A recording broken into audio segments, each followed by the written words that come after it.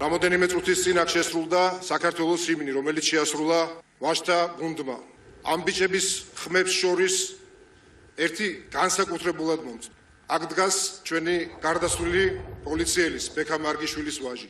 მე ზუსტად ვიცი, რომ მან იცის, რომ ის გმირის შვილია. ჩვენ გამოვუცხადეთ უკომპრომისო ბრძოლა კრიმინალს და ამ ბრძოლაში თითოეული თქვენთაგანის სულისკვეთებას გადამწყვეტი მნიშვნელობა აქვს.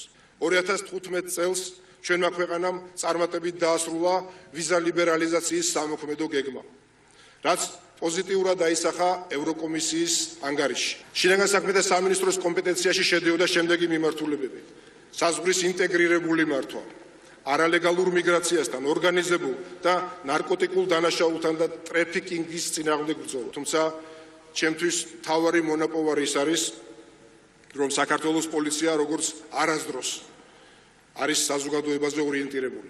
2012 წლის შემდეგ პოლიცია გახდა სრულიად აპოლიტიკური, რაც სამოქალაქო საზოგადოების ფუნდამენტური ღირებულებაა.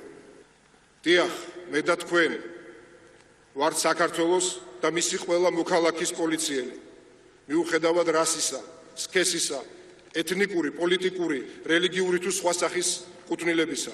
საზოგადოებამ უნდა იცოდეს, რომ სახელმწიფო ჩვენი სამართალდამცველები უზრუნველყოფენ წესრიგს ქვეყანაში, რომ დამნაშავე აუცილებლად დაისჯება, კანონდარღვევა არ დარჩება რეაგირების გარეშე და ვერავინ ვერ გაექცევა პასუხისმგებლობას. მაგრამ უნდა იყოს რწმენა, რომ დანაშაულთან ბრძოლა არავითარ შემთხვევაში არ მოხდება ადამიანის უფლებების შელახვის ხარჯზე. კიდევ ერთხელ გილოცავთ პროფესიულ დღესასწაულს.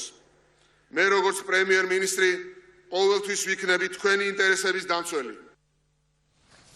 საზეიმო ღონისძიების პარალელურად შინაგან საქმეთა სამინისტროსთან აქციაც გაიმართა.